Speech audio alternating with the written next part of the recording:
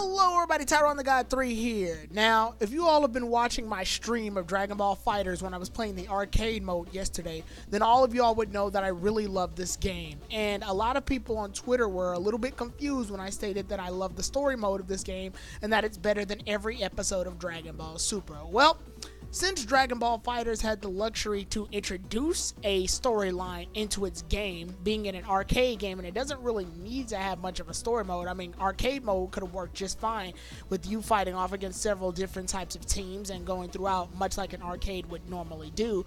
Just was like some sort of expositional storyline phrase into it. Dragon Ball FighterZ decides to go the extra mile and actually create a story arc revolving the new character Android 21. And it splits off into 3 different story modes. Now, what I'm going to be doing is that I'm going to go ahead and review the story as a whole and tell you all how I feel about it. But that's enough talking and more showing. Now, obviously, this is a big spoiler warning. If you have Dragon Ball FighterZ and have not completed the story mode, do not watch this video. Play the story mode, which is 10 to 15 hours, unfortunately. And then come back and watch this video, and I will be basically explaining everything from start to finish when it comes to the story. Like I said, huge spoiler warnings. And hell, if you just don't care and you don't want to play the story mode because you got all the DLC like I did, then you can go ahead and just watch this for shits and giggles, since you don't want to go through the tedious mode of story and fight all of the clones and so many clones. Anyway, so Dragon Ball FighterZ actually splits off into 3 different story arcs. The first story arc being Dragon Ball's regular characters, the Z Warrior story arc, which revolves around Goku and the rest of the Z Warriors. And then the second story arc revolves around the villains of the Dragon Ball FighterZ game, with them sort of mixing up with the heroes to form what's known as Frieza's army. The third story arc is known as the Android 21 story arc, which obviously has most of the plot in it because this story arc revolves around the new character, Android 21, and goes into a bit of backstory as to why she's here and what exactly her motives are. So I'll be explaining each one in order and then tell you about how I feel about them all as a whole. The Z Warrior story mode starts off basically introducing everything that happened in the plot. So what basically happens in the middle of the fray is that Android 21 goes to planet Namek of all places. Not sure why the natives there didn't stop and get suspicious at Android 21 for gathering all the Dragon Balls. Anyway, along with Android 16, as she summons Porunga. I'm not sure how they know Namekian language, but whatever. They used the Namekian Dragon Balls in order to bring back all of the villains that were previously destroyed by Goku and the gang. And in addition to that, once everybody gets back to Earth, we see that each of the Z Warriors and villains and everything have fallen down. They are all unconscious and unable to move for some reason. After that, clones start spreading all over the entire planet, and then when you wake up as a player, you wake up in the body of Goku, the main protagonist. What's basically happened here, based on Bulma's research, is that your soul has linked up with Goku's so that you can allow Goku to fight. If you're not in Goku's body, then Goku basically becomes useless. Like, he's as strong as a kitten, as he says in the story arc, and he can't really put up a fight against opponents because of this. The only way he's going to be able to fight effectively is if your soul links up with his so he can access some of his power to defend himself. This goes on for several other different fighters as well. As you gather warriors, you'll be linking up with them in order to allow them to fight. And this is the only way that you can fight with them. Yeah, it seems very cheap and gimmicky as a story plot, but it's a video game story plot, so this is kind of expected. Obviously, Bulma is in use because she builds a machine that's able to suppress the waves just enough for Goku and the others to move, but not enough for them to effectively fight. It's going to be up to you as a person in order to control Goku so that he can fight off against the various clones and recruit other warriors onto the team so they can go through the rest of the world in order to fight off the clones and then later on fight Android 21. It's at this point that Goku teams up with Krillin and sees that Android 18 is knocked out and sees Android 21 about to be attacked by Cell, or at least so it seems.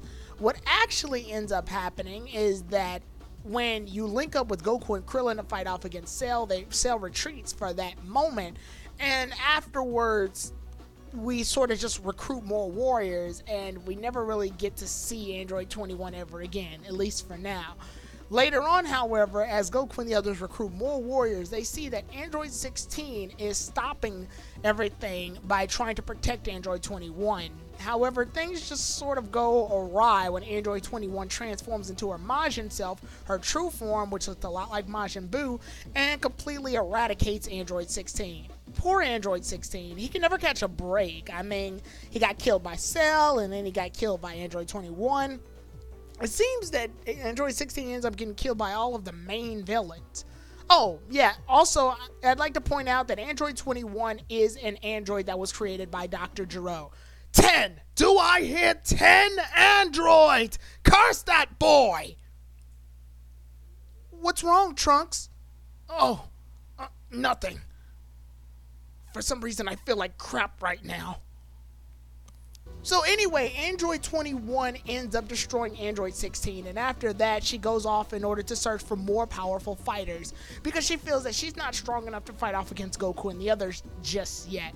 Well, you see here, Android 21 gains most of her power by turning each of the fighters into different types of sweets. Parfaits, donuts, things, you name it. And then proceeds to eat them in order to absorb her power. And the reason she does this is because she's got the cells of Majin Buu and Cell in her body, which have that need of hunger.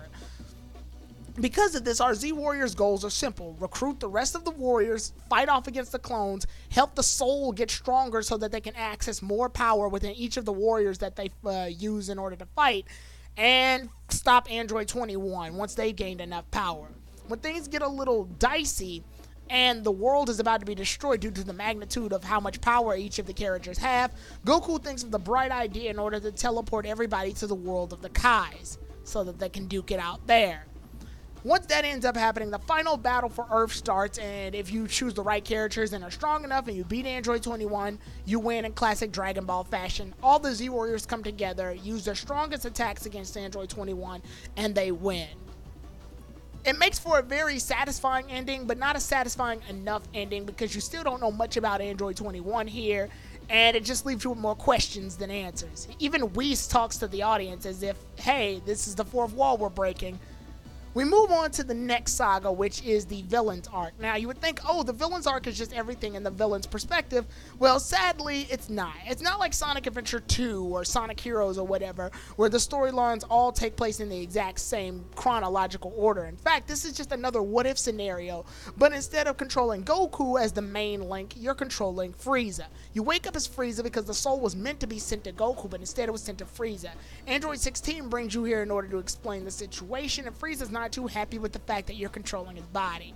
Because of this, Frieza goes out to recruit several other different people in order to join his army, as you use his body in order to fight off against several fighters. At first, Frieza's not too keen with the idea of you controlling his body, but at this point he has no other choice, because if he tries to fight without it, then he's pretty much useless.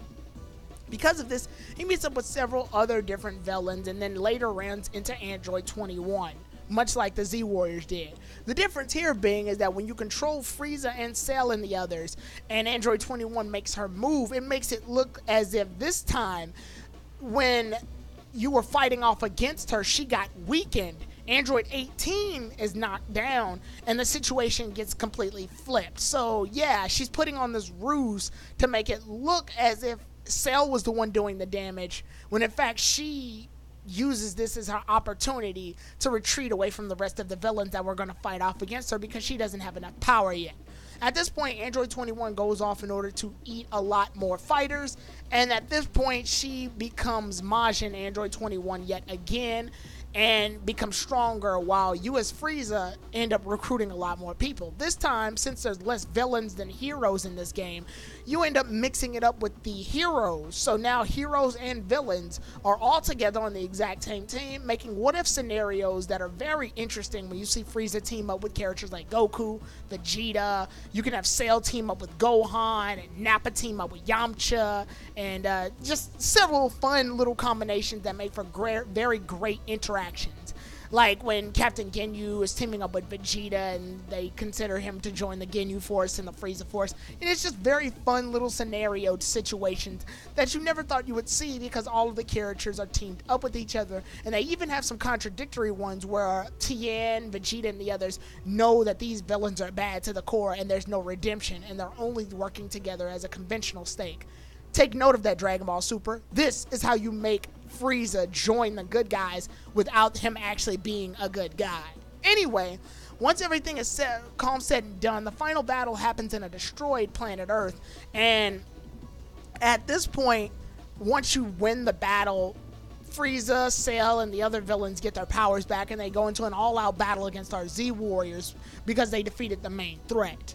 So now we move on to the most important aspect of these entire story arcs, the Android 21 arc. Now in the Android 21 arc, you actually wake up as Android 18 this time, and you're controlling Android 18 and Android 16. Now, to a lot of people, this is their least favorite arc, but not because of the story. It's mostly due to all of the various clone fights that you have to do and the repetitiveness of it all, because most of these cutscenes usually wind up with just Android 21 trying to hold down her hunger. But basically in this story mode, there's a lot explained here. Android 16 explains exactly who Android 21 is. She's obviously a creation of Dr. Gero, molded after his wife, because Android 16 is a creation molded after her son. This isn't even the same Android 16 that died in the Cell games. This is a different Android 16 that's just modeled off of that. The reason that she did that was because the good Android 21 wanted to make a Android 16 replica to keep her urges at bay. It turns out that there's not one, but two Android 21s. They're both inhabiting the exact same body, and they can only be soothed down when you link up with Android 21. It calms her urges down and helps things a little bit more in holding down her hungered evil side that's causing all of the problems. However, her hunger gets a little too high when they end up encountering Cell, and the only way they're going to effectively fight him is if you end up linking up with Android 21 and having her fight off against Cell. Once this ends up happening, however, the battle itself was so much for Android 21 that she can't hold down her evil self. At this point, she can't take it. She ends up transforming and completely destroying Android 16. Yeah, Android 16 dies in this storyline as well. He also died in the villain story arc when they all found out about Android 21. So yeah, in all three storylines, Android 16 dies. Poor fella just can't get a break. Anyway, once we get all this done, there's two Android 21s now. There's the good Android 21 that ends up joining you and the rest of the Z Warriors, and then there's the evil one that ends up eating Cell and taking on a much more menacing looking form. Once you all meet up with the evil Android 21 at the lab, Goku and Krillin bust in and basically save the day as Android 21 leaves out because she wants to save Goku for last to eat because of his power. Goku and the others feel like they need to formulate a plan and recruit a lot of the other warriors so that they can all have the final battle against Android 21 again. So at this point, you're teaming Android 21 up with a bunch of the other Z Warriors, which makes for some really good development parts. It's sort of similar to when Trunks first came to the past in order to meet up with the Z Warriors and stop them from, to assist them from fighting the androids, and he interacted with all the Z Warriors in different ways. This is a very similar type of situation. And it's really cool to see Android 21 interact with a lot of these fighters. Like, she fits in very well with the Z Warriors, and she's a very great character, and that makes the ending of the storyline sort of upsetting. So anyway, once you've gathered all the warriors together and it's time for the final battle with Android 21, well, the evil one, Goku does the exact same thing he did in the Hero storyline and teleports everybody to the Supreme Kai world. At this point, they have the final battle, and it seems that she's too powerful, so Goku's going to have to use the Spirit Bomb in order to defeat her. Unfortunately, this means that Goku's going to need some time, and you're going to have to buy some time in what I believe is one of the hardest battles in this game. Sadly, it's one of the hardest. But afterwards, it feels like she's too strong and she's holding the Spirit Bomb back, and there's only one way to stop her. You have to link up with Android 21, the good one, and have her hold down the evil Android 21, and they both get exploded into the blast, thus destroying both Android 21s, and the storyline comes to an end. Now, with all of those explained into one go, how I feel about the storyline kind of varies. Honestly, I really love the interaction, and that's what saves the storyline and makes it better than Dragon Ball Super. Nothing here feels rushed, and it feels like each of the characters interact with each other in various ways that brought a lot of charm to this story. Granted, the story is long and repetitive, mostly because of padding and it's a video game purposes, but they actually already made YouTube videos just fusing all the cutscenes and interactions together, so you can watch the entire story mode, and it takes about 4 hours, and you won't have to do all of the tedious clone fighting. That's if you don't want to put up with it. A lot of the parts of story that I really like are just things that happen in all three of the stories in general. Android 16 getting destroyed is a big part because it happens in all three parts of the story, although I do feel like Krillin's interaction with Android 18 got a little messy in the Android 21 arc versus the other two arcs that kind of look like they fit together in different perspective.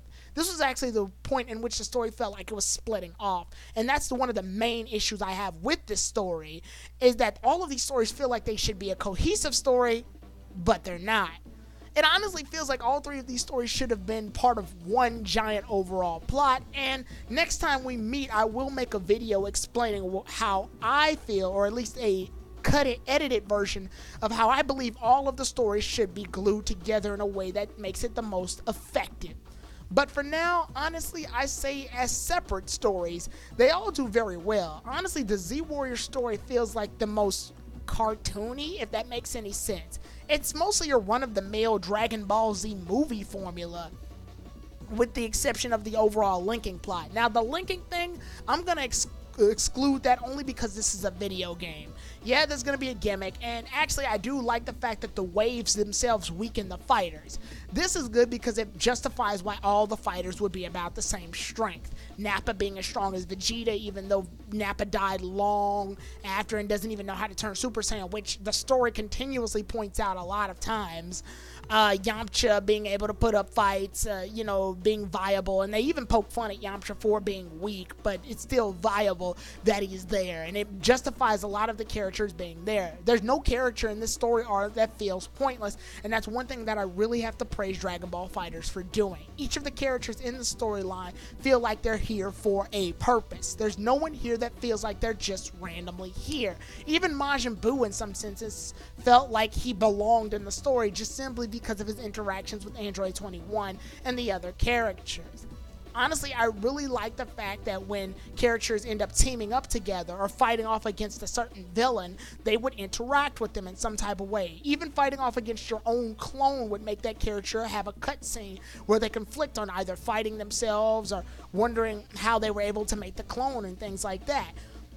For some reason, Dragon Ball FighterZ really sticks to its story and knows all of the past events that happened in Dragon Ball and Dragon Ball Z and Dragon Ball Super without milking it.